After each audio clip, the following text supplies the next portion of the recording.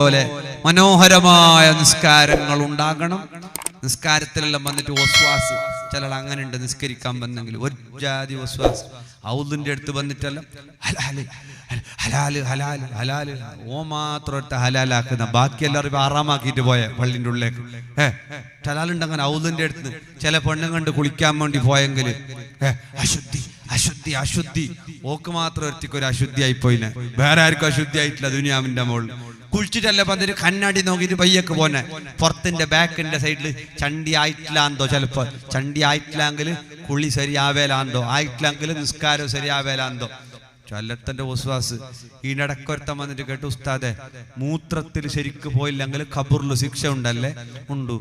അപ്പൊ ഈ ആണുങ്ങാവാ ഒരാൾ ചോദിക്കുന്നത്, ഉസ്താദെ ഈ വരുന്ന ബൈക്കലമിറ്റ് ബാക്കിയാന്നെ എന്താക്കുന്ന? അങ്ങനെ ഒരാളോട് കേട്ടപ്പോ അയാൾ ചെല്ലി കോട്ടന്റെ തുണി ചുരുട്ടിട്ട്,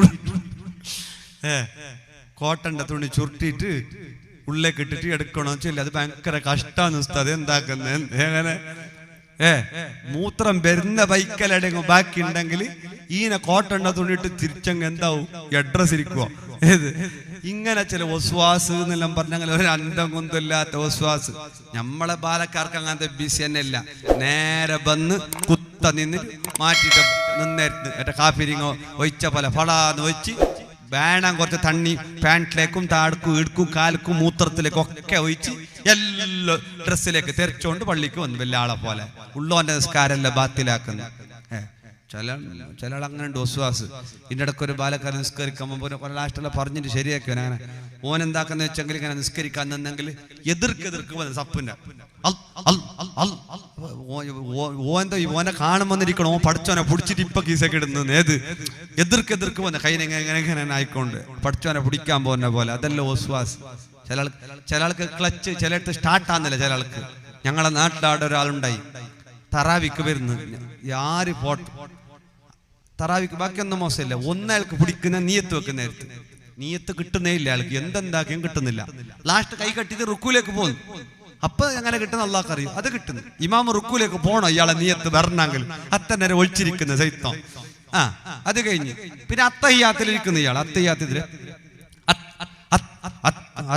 കുറെ അത്തിട്ട് ഇമാം സലാം വിട്ടുമ്പോ അത്തുമില്ല വിത്തുമില്ല. എന്തായി? ഓൻ സലാം വിട്ട് തീർന്നു. വസ്വാസ് നല്ലതല്ല. വസ്വാസ് പോകാൻ എന്ത് വേണം? വസ്വാസ് പോകാൻ ആകാശത്തിലേക്ക് നോക്കണം. ആകാശത്തിലേക്ക് നോക്കിയാ ഇമാം ഗസാലി മക്കളെ ഇപ്പൊ നോക്കണ്ട, പിന്നെ സബൂർ നാളെ സമാധാനത്തിൽ ടൈമുണ്ട്. അല്ല എത്തിച്ചിട്ട് ആയുസ് ഒഴിഞ്ഞിട്ട് ബാക്കി ഉണ്ടെങ്കിൽ നാളെ നോക്കി. ഇപ്പൊ നോക്കി കേടെ കാണുന്ന ഇഷ്ടത്തില് മൊബൈലെല്ലാം കീസൊക്കെ ഇട്ടിട്ട് എന്താക്കി പുറത്ത് വന്നിട്ട് കുറച്ച് ആകാശമെല്ലാം നോക്കി അങ്ങനെ ഉണ്ട്. അങ്ങനെ നോക്കിയാൽ വസ്വാസ് കുറയുമെന്ന്, അള്ളാഹുവിനെ ഓർമ്മയാകുമെന്ന്, പിത്തരോഗത്തിന് ശമനമുണ്ടെന്ന്. പിത്തരോഗം പിത്തം നിന്നല്ലേ ചെന്നെ, പിത്തം തലക്കേറിനെന്നല്ലേ പറഞ്ഞില്ലേ? ആകാശം നോക്കിയെങ്കിൽ പിത്തം. പെണ്ണുങ്ങൾ നോക്കിയല്ല, എന്റെ പെണ്ണുങ്ങളുടെ ആരോചനല്ല. വെയിലത്ത് നിന്ന് കറക്ക് നിന്ന്, വെയിലത്ത് നിന്നെങ്കിൽ എന്താണ് കറക്ക് നിന്ന്. ഇതിന്റെ അടുത്തൊരു പെണ്ണോട് കേട്ട പേരില് കട്ടൻ ചായ കുടിക്കുന്നില്ല. എന്തേ ആരോചന? കട്ടൻ ചായ കുടിച്ച കറക്ക് നിന്ന്. ഏത് കറക്കുന്ന നിലക്ക് പെണ്ണുങ്ങൾ എന്തൊരു റെഡിയില്ല. വെളുക്കുന്നില്ലെങ്കിൽ ആസിഡ് തേക്കാനും റെഡിയുണ്ട് അല്ലേ? നീ എന്റെ എരുമ കറുത്തിനെ നേടിട്ടില്ലേ? എന്തൊക്കും റെഡിയാന്ന്. വെളുക്കുന്നുണ്ടെങ്കിൽ ചന്താണ് ഒട്രാസി.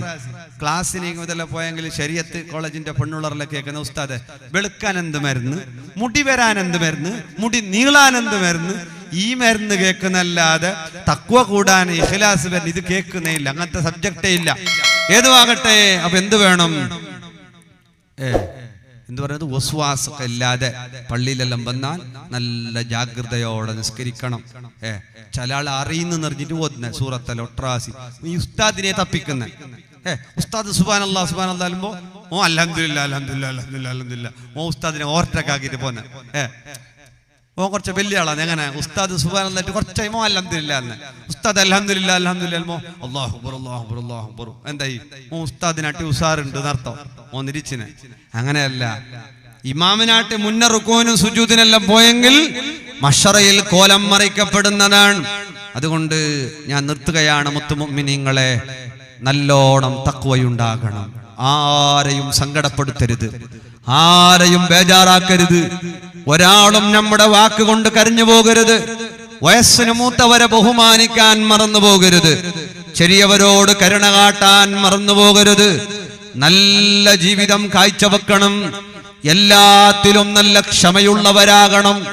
ആരെയും ബുദ്ധിമുട്ടിക്കരുത്, ആരെയും കരയിപ്പിക്കരുത്, ആരെയും ഇടങ്ങേറിലാക്കരുത്, ആർക്കും സിഹ്ർ വെക്കരുത്, അയൽവാസികളെ കളിയാക്കരുത്, കച്ചവടത്തിന് ഭാരവെക്കരുത്, ആരുടെയും കല്യാണം മുടക്കരുത്, ആരുടെയും കച്ചവടം മുടക്കരുത്, ഒരാളെയും ചീത്ത പറയരുത്, ഒരാളെയും നീ ചെറുതാക്കരുത്. അങ്ങനെ ചെറുതാക്കിയാൽ ഹബീബ് റസൂലുള്ളാഹ് സ്വല്ലല്ലാഹു അലൈഹി വസല്ലമ തങ്ങൾ ഒരു യുദ്ധം കഴിഞ്ഞ് തിരിച്ചു വരുമ്പോ ഒരു സ്വഹാബി ഒട്ടകത്തിലേക്ക് കയറാൻ നേരത്ത് ഹബീബ് തങ്ങളെ കാലിലേക്ക് ചവിട്ടിയല്ലോ. വല്ലാത്ത വേദനയായി. ഹബീബ് തങ്ങളുടെ കയ്യിലുള്ള കുന്തം കൊണ്ട് വടികൊണ്ട് ആ സ്വഹാബിയുടെ കാലിൽ നിന്ന് തട്ടുകയാണ്. എന്തിനാണ് തട്ടിയത്? ചവിട്ടിയതാ സ്വഹാബി കണ്ടിട്ടില്ല, ചവിട്ടിയത് കണ്ടിട്ടില്ല. ഓർമ്മിപ്പിക്കാൻ വടികൊണ്ട് ഒരു തട്ട് കൊടുത്തു. റസൂലുള്ള വീട്ടിലേക്ക് പോയി. സങ്കടമായില്ലയോ? ബേജാറായില്ലയോ? ആ സഹാബിയെ വിളിപ്പിക്കുകയാണ്. നബി തങ്ങൾ വിളിപ്പിച്ചിട്ട് പറയാണ്, അല്ല മോനെ, സങ്കടമായോ? ബേജാറായോ? അടിച്ചതല്ല, ചീത്ത വിളിച്ചതല്ല. ഹബീബ് തങ്ങളെ ചവിട്ടിയപ്പോ കാലിൽ ഒരു തട്ട് കൊടുത്തത് മാത്രമാണ്, കാലിൽ ഒരു തട്ട് കൊടുത്തത് മാത്രമാണ്. എന്നിട്ട് റസൂലുള്ള പറയാണ്, മോനെ, 40 ഒട്ടകങ്ങൾ അവിടെയുണ്ട്, 40 ഒട്ടകങ്ങളുണ്ട്. അതെല്ലാം നിനക്ക് പാരിതോഷികമാ, സമ്മാനമാ. സങ്കടപ്പെടല്ല, ബേജാറാവല്ല. കണ്ടോ, ഒന്ന് തട്ടിയതിന് സങ്കടമായിട്ട് 40 ഒട്ടകങ്ങളെ കൊടുത്തല്ലോ. ഒരാളുടെയും മനസ്സ് വേദനിപ്പിക്കണ്ട, ഒരാളെയും കരയിപ്പിക്കണ്ട. ഭാര്യയെ സ്നേഹിച്ചോ, ഉമ്മാനെ ബഹുമാനിച്ചോ, ഉപ്പാനെ ആദരിച്ചോ, മക്കളെ സ്നേഹിച്ചോ. നമ്മുടെ ജമാഅത്തുകാരെല്ലാരും ഉഷാറാകണം, എല്ലാവരും നന്നാകണം, ഇസ്സത്തോടെ ജീവിക്കണം, ഈമാനോടെ മരിക്കണം. അല്ലാഹ് തൗഫീഖ് നൽകണം. അല്ലാഹ്